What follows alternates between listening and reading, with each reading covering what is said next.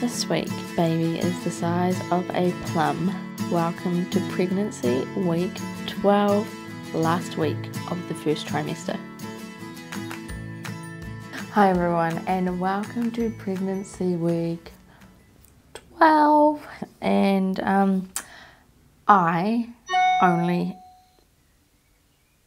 think I just got a message. Hang on.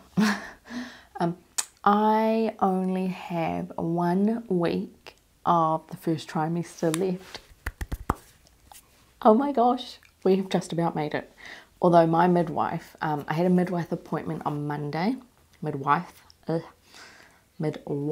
appointment on Monday, and she said that they go by 12 weeks. So according to my midwife, I am already in the second trimester. But I did put it out there on Facebook asking you guys when you thought the second trimester started, first trimester ended. Some said 14, some said 13, some said 12. So I'm going to go smack bang in the middle and I'm going to say 13 weeks. So in my next vlog, I will officially be in the second trimester. Can you believe it? I'm just like, I think because of the miscarriage that I had at the beginning of the year, I'm kind of finding it a little bit crazy. Like, wow, we actually made it this far. Like, we've made it out of the first trimester. This is real. So getting on to symptoms for this week, I have a couple of new ones that have come up. There's my dogs every time. So the first new symptom, and I'm kind of embarrassed to say this considering I am only 12 weeks pregnant, is that I have achy hips. I'm going to have to get myself a pregnancy pillow already because I'm getting achy hips, and I'm having to put a pillow between my legs. Another symptom that is also another night symptom is that I'm having to wake up in the night to go pee. Normally I am a sleep through the night kind of person, don't wake up to go toilet or anything, like first thing in the morning I'll go toilet. Now obviously things are pushing down a bit further and I'm having to get up in the night and actually go pee. Sometimes I will like lay there going, no, just fall back asleep, just fall back asleep. I don't want to get up, I'm comfy, I don't want to get up, please just go back to sleep. And I'll toss and turn for like 30 minutes and it just makes me miserable, and it's like, why didn't I just get up and go to the toilet? I mean, we have an ensuite now, so it's like a hop, jump, skip away to the toilet instead of having to walk down like the hallway or anything. It's like attached to my bedroom, so like, come on. Just take a piss and you'll feel so much better. So like I said, I had my midwife appointment on Monday. This is my second midwife appointment I've had with this pregnancy. The first one was my booking appointment, just checking blood pressure and just meeting up again, really. So this second appointment was around about the same time that I had my first appointment with Roman. This one, really, my midwife was only coming to use the Doppler. That was the intention, but she actually came and did a full midwife appointment, which was so lovely. So we did, if you haven't seen it already, get to hear baby Lucky's beautiful 160 beat per minute heartbeat. And oh yeah, I think I got a little teary. You can't hear it in the video, but in the back of my eyes I was stinging. I'm like, I'm not gonna cry, I'm not gonna cry, I'm not gonna cry. I was not like that with Roman's pregnancy. I didn't feel emotional at Roman's scans. I didn't feel emotional hearing his heartbeat, even though we'd tried 2.5 years to get him and finally got pregnant with him. I was less emotional. Now I'm more emotional than ever, I think, because I now know that we've had a loss before and that getting a baby really actually is a miracle, and that we are finally making it to that mark. With the last baby, we never got to hear a heartbeat, we never got to have a scan because we lost it before we got the chance. So I think that's why I'm more emotional this time around, just because it's like, this is also probably going to be our last baby unless we win lotto or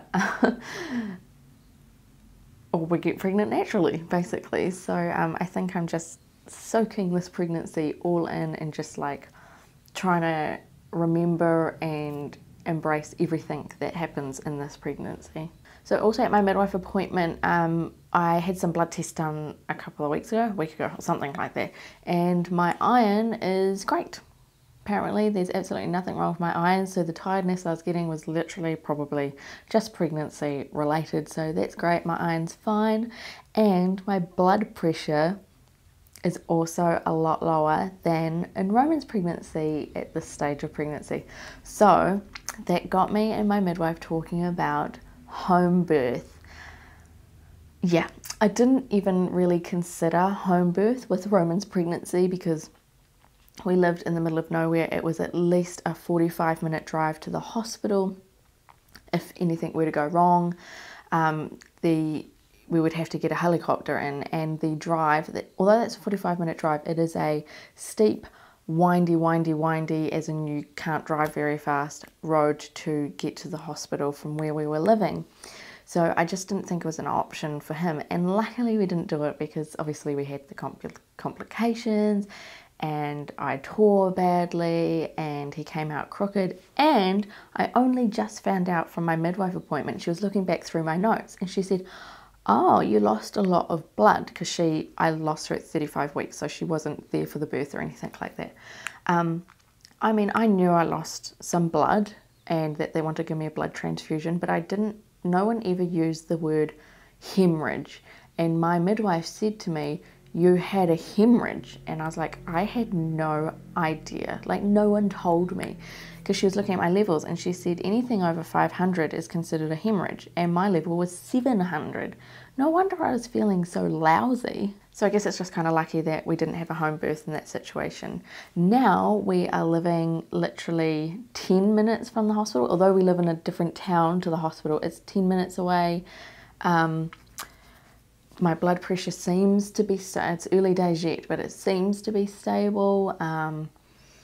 I haven't had any bleeding or complications to begin with, and I just feel really good about this pregnancy. And so maybe, and I say maybe because things can change very quickly, we may be able to have the home water birth, or at least a hospital water birth that I always wanted. And some exciting news, it is only 1 week, no, what are we? We're Wednesday. I'm late filming this because Roman shoved an SD card in the CD slot of my Mac and then shoved a CD in after it, so it's in the hospital getting fixed right now, so that's why this vlog is going to be really late being put up. But Wednesday, Thursday, Friday, Saturday, Sunday, 5 days away until my 13-week, here we go again, nuchal translucency. I was so good, I just about got it. Nuchal translucency scan. I don't know if I mentioned in the last vlog or not, but I am not finding out the results of that nuchal translucency scan. I'm skipping the blood test altogether. I don't want to know if my baby's got a high risk of Down syndrome or not. I just want the picture. That's all I want. So that's only 5 days away. I'm really excited. I'm going to try and get the nub shot, but well, you know, like I said, they're not exactly the most accommodating group of people in there. But I'm really excited. With Roman's pregnancy, my second scan was at 12 weeks. So this one, the baby's going to be just that little bit bigger, and hopefully going to have a nice clear picture. So I'm just going to drink like water, like a fish, like just drink it, just so I, you know, that uterus is like pushed out and we get like an awesome picture, because all of Roman's pictures haven't been that great. Lucky's first scan was even worse. Like Roman's first scan, obviously he was a blob, but it was a big black circle with a blob. Lucky's first scan was like, it was all fuzzy and it wasn't great at all. So I'm hoping I can get a real good picture this time round. So gender predictions, I am still currently in the process of doing those. Obviously I can't edit anything because I do not have my computer. I'm still yet to do the baking soda test. I've done the red purple cabbage test. That was kind of inconclusive. I'd say it's probably purple, but it had a tinge of red. I don't know. I did the IntelliGender test. If you haven't seen that video, go and check it out. Link will be below if I remember to put it in. Sometimes I forget to put links in. You'll just have to go to my channel and find it. So I did the IntelliGender test. The only thing about that test is that I'm not really, I've got a kink in my hair.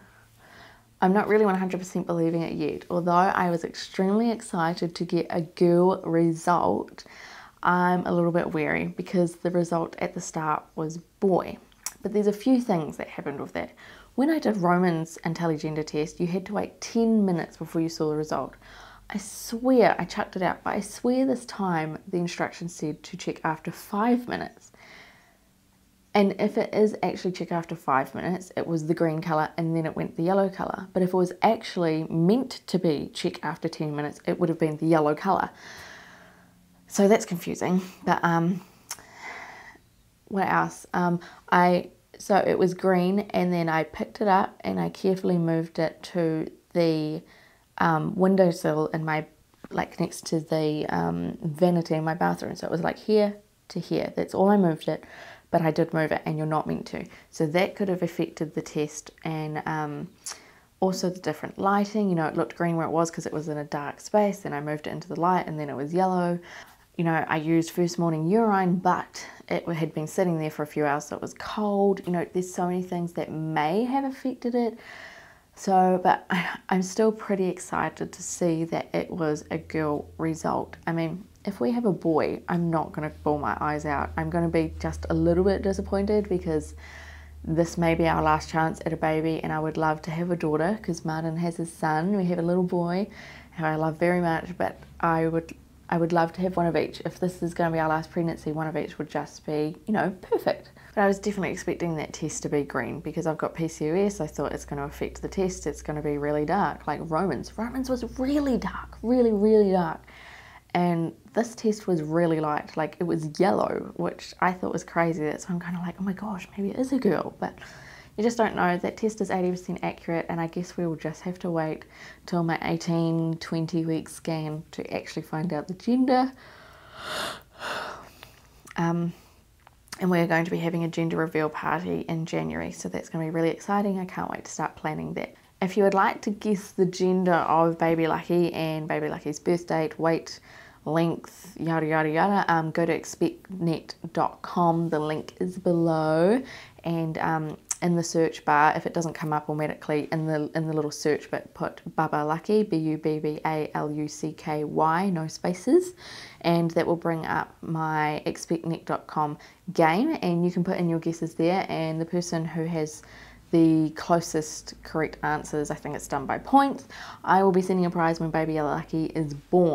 Alright, so that's pretty much it, except for baby buys, which I do not have in here. It is in my bedroom, so I'm going to take you to my bedroom to see the baby buys, and then my belly shot, which I've already pre-videoed because I'm onto it today. So I'm going to show you my baby buys, and then I'm going to leave you all to it so you can watch more YouTube videos or go make lunch or dinner or whatever you normally do after watching my videos. So I want to thank you guys so much for watching, and I just want to say a little note to all the ttcers out there too.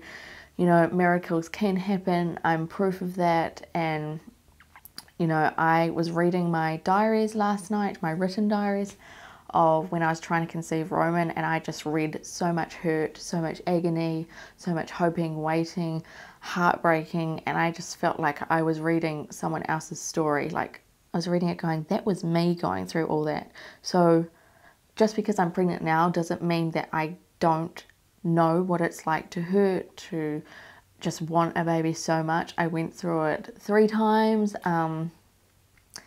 Yeah, and so I truly understand your pain and your hoping and wanting, and I just really do hope that you get your miracles, because I know that it feels amazing and that the pregnancy journey is incredible. But I also just want to say to you as well, if you can, try and find some positives in your infertility journey, because when you do get pregnant, you look back and go, wow, that was an incredible journey. I look back on my diaries now and go, man, I cannot believe the things I went through in those years. So it is kind of good to look back on. But I just want you guys to have some hope and know that I am still thinking of all of you, even though I have now progressed to the pregnancy side of things again. I am very lucky and very blessed, and I definitely know it. I don't want anyone to think that I am now, you know, not the same empathetic person that I was when I was a TTCer. I still am, definitely, because I know how it feels. And I could just talk about it all day long because I know how much it sucks. But I won't, because I'll cry. And I will leave you with that, and let's go check out my baby buy for this week. So this is my baby buy for 12 weeks. It is called a Nature's Sway hammock. So I'm going to give you a good little look at it. So basically it's meant to be really good for colicky babies and babies that are a bit fussy. Their own movement makes it rock and swing. I might have to take you off the tripod to give you a better look. But this is my baby buy, my first big baby buy, and this is going to replace a bassinet. We're not going to have a bassinet, we're going to have the hammock instead. Yes, it is into the entrance to my ensuite, but you can actually buy a stand, and we do intend on getting the stand so that it doesn't have to sit in the entranceway of our toilet. This is just so I can show you. Alright, so have a little look in there. So they get all snuggled up in here. You can actually get a flattener, like a hard board to make it a bit more stiff for really little babies. But apparently it's nice and soft because they want basically to curl around the baby. Alright, so this bit here is the separator or something. It just stretches it out basically so it's open.